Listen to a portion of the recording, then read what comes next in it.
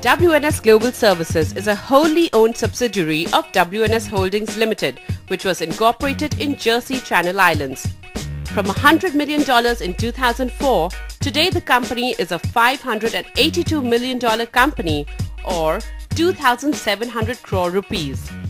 Like all businesses, the company was impacted by the global slowdown over the last 2 years, when the CAGR fell to 15% from the 30% it had been seeing over the last decade. What really dented top line and bottom line was the currency fluctuation.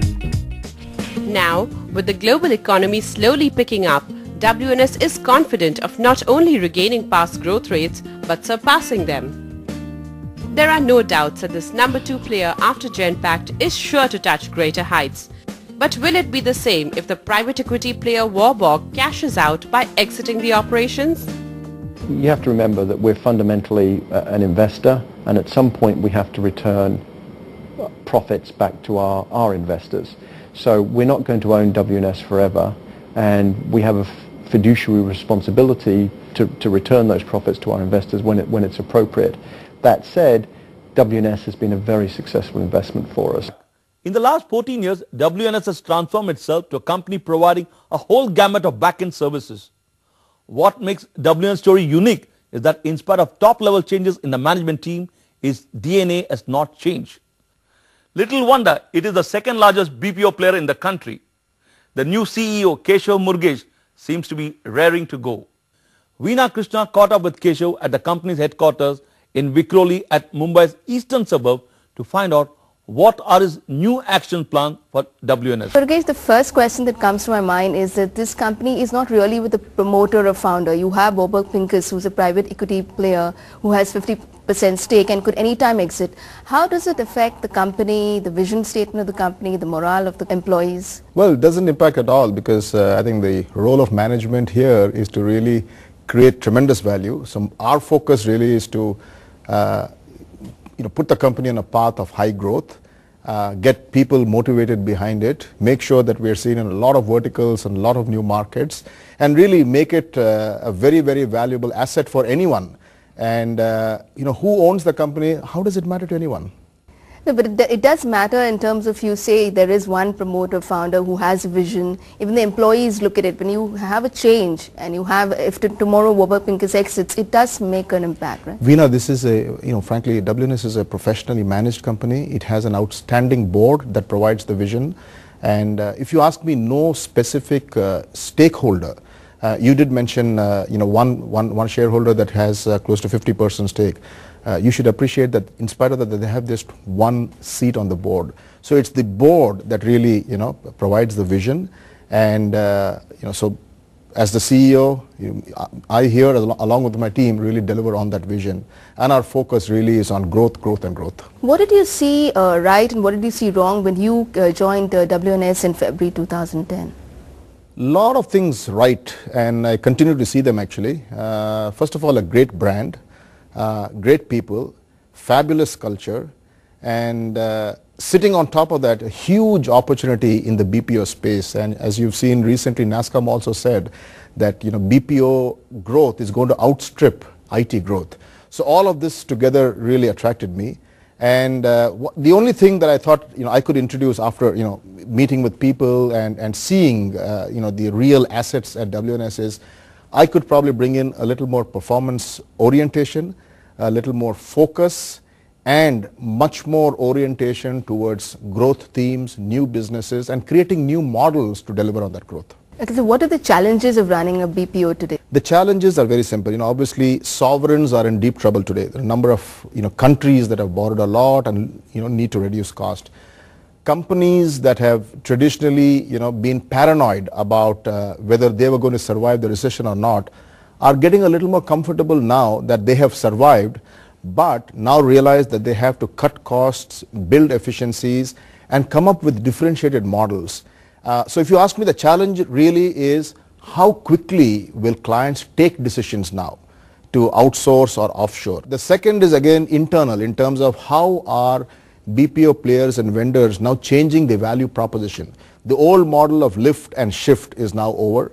The new models are going to be around different kinds of pricing. It's going to be about delivering on-site as well as offshore. And we're also seeing that there's unemployment rates that look to be, holding very steady at high numbers in the West. We have to be also sensitive to the fact that we really cannot be focused only on picking up some of these jobs and moving them to offshore locations. We'll see a lot more of, pay-as-you-drink kind of models, and I think that's a big focus area at WNS as well. How do we introduce a technology layer, over our processes such that we can now deliver models or pricing models to our clients which are far different to the traditional models that clients are used to seeing.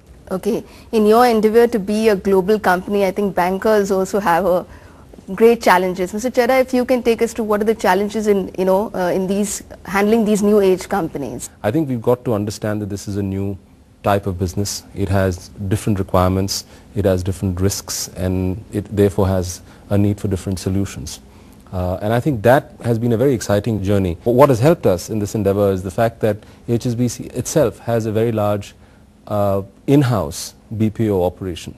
So we've kind of understood some of the challenges in this industry, some of the working models in this industry. So when we've actually engaged with WNS, I think some of that knowledge has come through in the solutions that we provided. Okay, so if there are any unique solutions that you can take us through. To give them a scalable model. This is a company which is international, has a global footprint, and is looking to expand right across the world. And I think that plays very much to the kind of skills and strengths that HSBC has. We're present, in many countries right across the globe. What WNS would be looking for is to create a very tightly knit finance function or a control function which allows them the scalability of being able to go to different markets, to replicate models very quickly without having to add on significantly in terms of infrastructure. What is the changes that you've seen in the BPO environment from 1996 when British Airways set up WNS to now? Clients now expect that as they look at some of these models and this journey, they expect to get price advantages. They now also expect to get efficiency gains because people working on their processes over a period of time actually have understood their domain and their process and their business, if I may dare say, far better now than some of the people who operated it for them earlier. But at the next level, they're now looking for us to come up with analytics and new ways of looking at data and coming up with new ideas to them which will help them with their top line and their bottom line. So what is the success mantra for a BPO, Understand your customer, your client extremely well. Have people, who live your, the values, who understand the mission of the company extremely well. Have people who understand the domain of the business very well. More importantly, have people around you who no more just look for an order but lead the customer. Really help the customer to understand what are the new disruptive thoughts coming in the business. What are the new kind of ideas that are likely to impact the client, and then using that, really drive a very successful engagement and a very successful, partnership. Okay, Mr. Murugesh, now people, they are the biggest challenge of the BPO industry. Now the Indians do they have a charm, especially the graduate level, to really work in a BPO? We should not mistake BPO to just low-end call center work, okay, because there are different levels of work which are done, and at WNS we do different levels of work. So you probably would expect that the higher levels of attrition are normally in the high stress call center kind of work, but as you move away from there to the higher domain intensive kind of work, and as you explain this value proposition to our people, things completely change, because then you can use that to really impact your attrition very positively. You look at analytics, you look at finance and accounting, you look at some of these insurance work, banking work, some of the verticals that WNS is very solidly focused on. You will find the kind of people that you need also inside these verticals are very different, the qualification as well as their backgrounds. So we are fortunate that we have a different business mix, and our focus really is to keep moving into higher kind of areas in terms of business value itself. As a CEO, what inspires you? Who or what inspires you and why? The person who probably inspires me the most is an actor called John Travolta, because he's got the perfect life. He's got a great family, a great business model, and he actually enjoys enjoys doing whatever he likes to do the most. I don't know if you're aware, but he's a guy who actually has a Boeing 737 parked in his home, and whenever he feels like, he just gets into that plane and flies to work. So that's the kind of life I think all of us should lead at some stage. Well, that was Keshav Murugesh talking passionately of his plans for WNS. What comes to fore is that the mind of a professional manager and that of an entrepreneur is no different. Both this set of people have the compelling urge to excel. If one were to sum up the success mantra of WNS, it would broadly be: create a clear mission statement. Perhaps this is why even the changes in top management team, the company did not lose business or focus. Understand the customer's business profile. Acquiring a deep or unique knowledge of a particular industry or business process is very important for a BPO company. Creating new value proposition and pricing models. Build a team where people lead the customer. To put it in Keshav's word, the team knows the business better than the client himself. Well, those are the mantras that make WNS tick. Come to think of it, all of us, when we pray, are outsourcing a problem to the Almighty.